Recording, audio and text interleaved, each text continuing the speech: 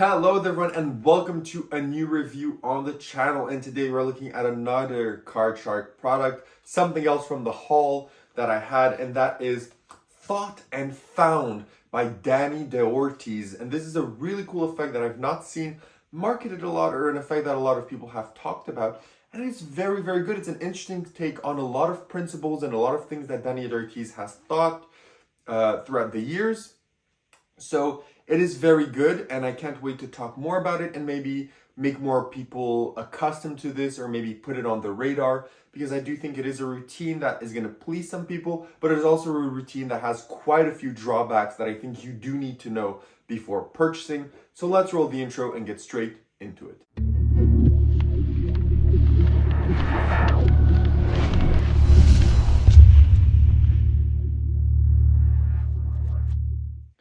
Perfect, so you decided to stick around, which means you want to learn more about Thought and Found. Now, what is the effect? This is essentially a two-phase effect where one spectator is going to be able to name a random card that was placed on the table from the start, and then the other effect is you will be able to find the card that a spectator has placed anywhere in the deck from your pocket with just one hand in a flash. So that kind of doesn't make sense put together, but I'm going to give you a performance of the effect. So the effect would start out with a blue deck, and you would just spread the deck and you would tell your spectator, perfect. So what we're going to do here is we're going to take, we're going to take a random card, let's say this one. So you just remove a random card from the deck, and of course this deck could have been used beforehand in routines or whatever. It's a normal deck. You won't use it anymore right now, so you can discard it. We'll put it here to the side. And then you tell the spectator, what card do you think that this is? What card do you think that is? And let's say they go for the Queen of Clubs. The Queen of Clubs, and that's interesting because you're going to think of, or not really think, but you're going to have to choose a card in a moment. And first I want you to examine the deck. So you would come here and you would have your spectators examine the deck, and you show that all the cards are indeed different all the way through, right? Every single card is different. And then you would tell them that what they are going to do is that they're going to select one card. So as they saw, all the card is different, and that you're going to have select them the card in an interesting fashion. So what you're going to do is you're just going to take cards like this and deal them on the table. So we'll just do that. I think it's better if I perform it like this and just say stop. Stop here, right here on this card, on the Ace of Diamonds, a very good card. So you could have stopped anywhere, but you stopped here. That's fine. Do you want to change? No? You're good? Perfect.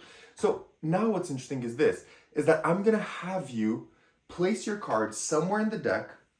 Okay, I'm going to place it in the middle, just like this, and I'm going to give you the deck and go under the table. So the spectator is going to go under the table, and then what they're going to do is they're going to take the card, just like that. They're going to remove it and place it somewhere else. I'm not even going to look. Place it anywhere else inside of the deck. I'm not even looking.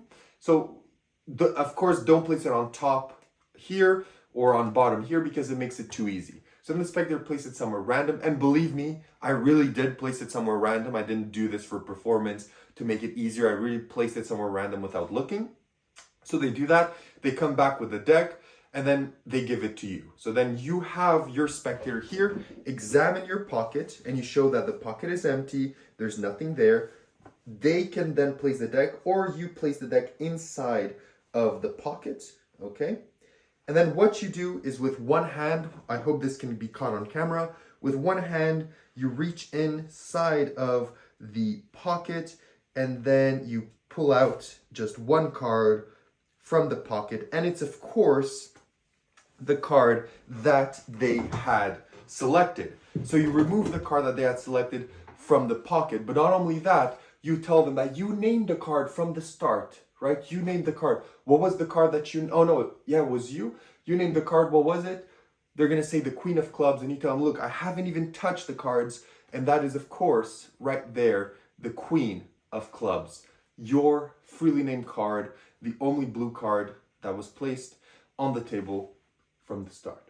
So that is essentially the Thought and Found effect. I hope that you enjoy that performance. Again, without spectators, it's not as good, but I try to do my best. And of course, with the angles of the camera, I have a hard time, but I really want to get these performances out for you to understand the effect. And sometimes when I'm not happy, I just blur out, certain parts that I'm not happy with, even though they would probably fly by.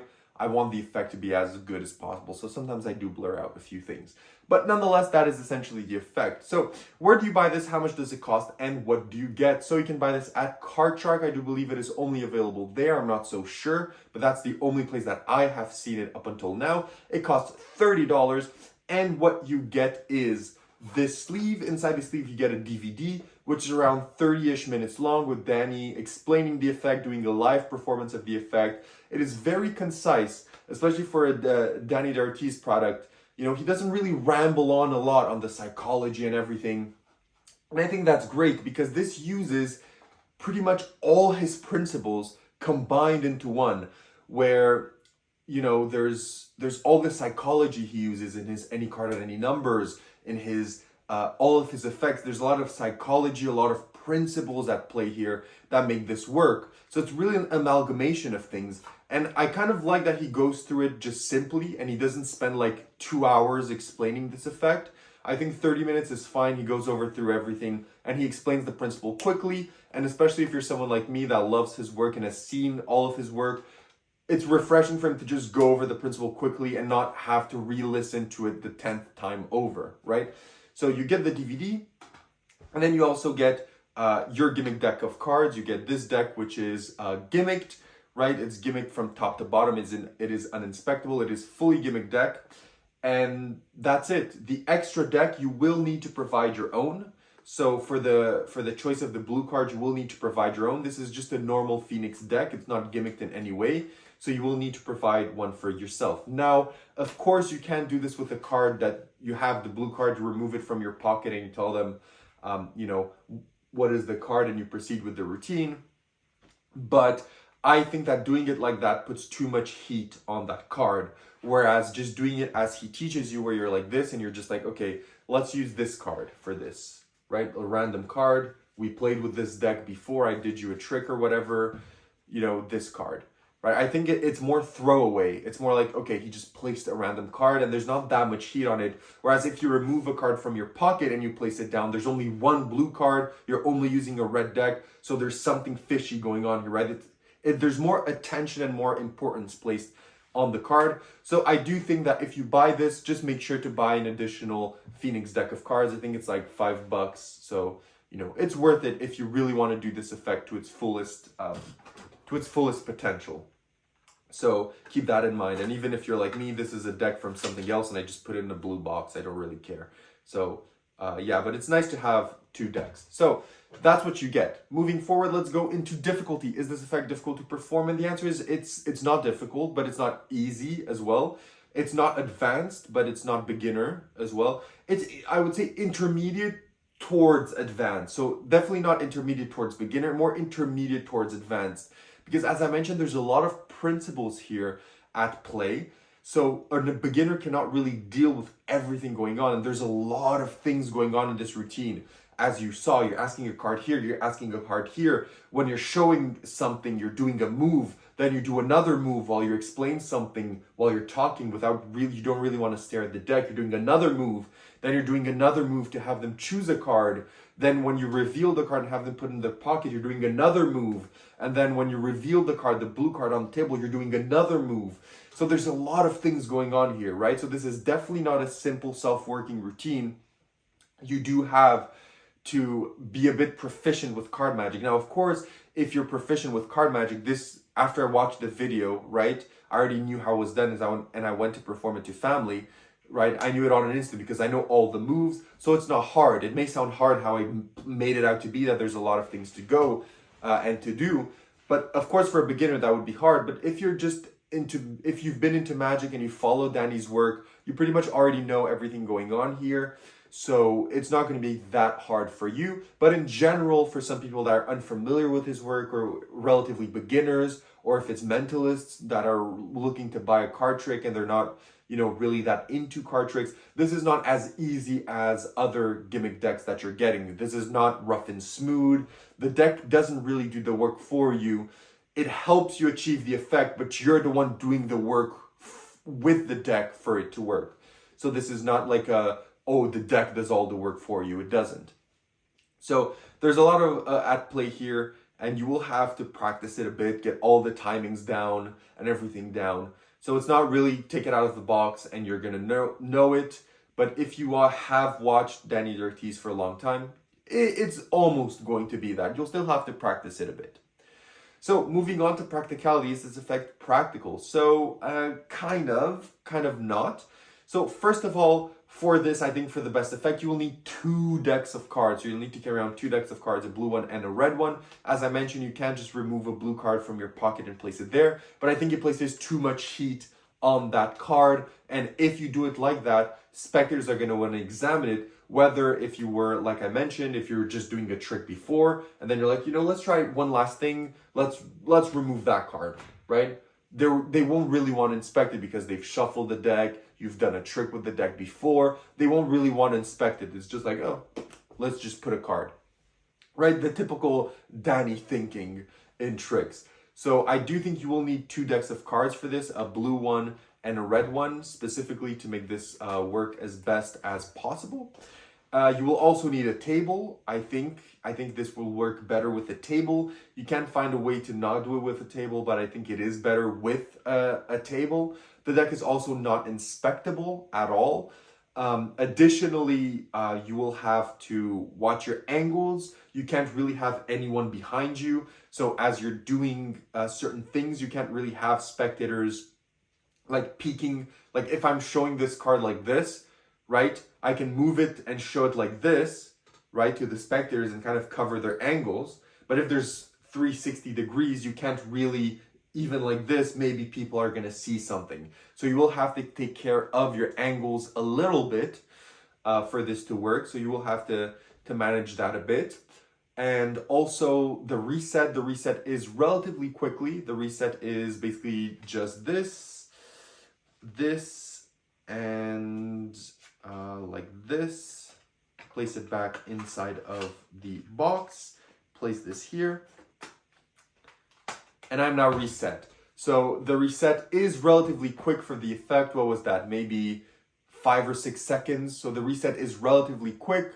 It's nothing too complicated. It's a quick reset. So if you really do want to perform this from table to table, you can do it. But keep in mind, you will need a bit of space on the table to place things down and maybe spread the few things or something like that. Not extensive place, but you will still need a table for this, in my opinion. So having said that, let's get into where to perform this. So where would you perform this? I think this excels in kind of the parlor settings where Dani is known for. So being on a table, have a spectator here, a few people in front. This is going to excel. This incredible for those scenarios, for stage as well. If you have a camera and you do it to a few spectators, is going to be great. I think you can still get away with this walk around, but I think it will maybe suffer a bit from the presentation. I think it will suffer a bit in walk around scenarios personally. That's my own perception. Maybe for you, you're like, oh, for me, it's going to work perfectly. I'm just going to do this. And that's fine. But my own perception, I think this will suffer a bit if you do it in walk around. It's still achievable, but it's not, I don't know. I think it is better for kind of sitting down casual performances, maybe at your own house, someone's house, or at a venue where it's like people come to see you perform, stuff like that.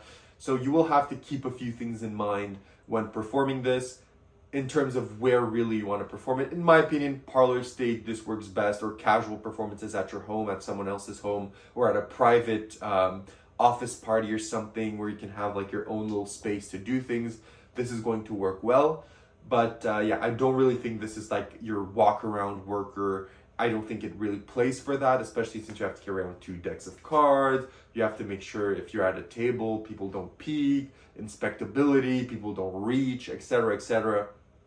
So you can do it, but I do think it plays better in other scenarios. So having said all of that, let's get into the positives and negatives of Thought and Found. So first of all, what are the negatives? So one of the negatives is the fact that this is not really a workhorse routine. You do have to carry around 2 decks of cards with you. It is not inspectable. You have to be wary a bit of the angles. So quite a few things to have to keep in mind. Not all of them are always negatives for everyone, but I always mention them just so that you know. And what are the positives? The positives are that the routine is super clean. It uses a lot of principles, so it's kind of hard to backtrack because it uses so many things that it's hard even for the most keen spectator to backtrack what happened. It's very kind of the Dani Daortiz way, very chaotic if you want to perform it like that. You know, oh, you're gonna remove this, look at this, oh, choose this, right? It's very chaotic if you want to perform it like that. The instructional video is very good. The gimmick deck is very good. It's probably gonna last you an incredibly long time since it doesn't use, as I said, it's not like any rough and smooth or any substances or anything like that. It is like a normal deck, just it's gimmicked in a certain way, so it's going to last you quite a long time, and it's a very fun routine to perform. It's a two-phase routine with two very different magical moments, which I love, right? One of them is removing a card from the pocket, one of them is a thought of card appears here. So it's very fun, very, very good routine, even though you can't really perform it anywhere. So having said all of this, what would I rate out of 10, and would I recommend this to you? If you're a fan of Dani Daortiz, I think this is great. I think even though you're not going to perform this all of the time, for the price, you're going to be a fan of what you are receiving. You're going to be a fan of the working of this effect. And I do think you're going to perform it when you have the chance. And that's what I will do as well. This is not going to be something that I'm going to go out gigging to perform everywhere. Similarly to what I said in my previous review of Intuition by Anka and Luca, this is an effect that I would like to perform as much as possible, but because of where I get booked and how I get booked, I don't really have the opportunity to perform this to its fullest potential. So most of the time I'm going to probably perform this for friends and family when I'm going somewhere and I know that I want to perform a few things, and I'm going to have a table and I can get like a crowd in front of me, perform it then. But this is not going to be something that I'm going to have, unfortunately, the opportunity to workhorse. But some people do have that opportunity, have the possibility to perform it in that scenario. So then definitely buy it. You won't be upset. So I would give it an 8 on 10. I would give it an 8 on 10. So having said all of that, make sure to like, subscribe, comment. If you have any questions, leave them down below. I'll be happy to answer. Having said that, thank you for watching and see you in my next review.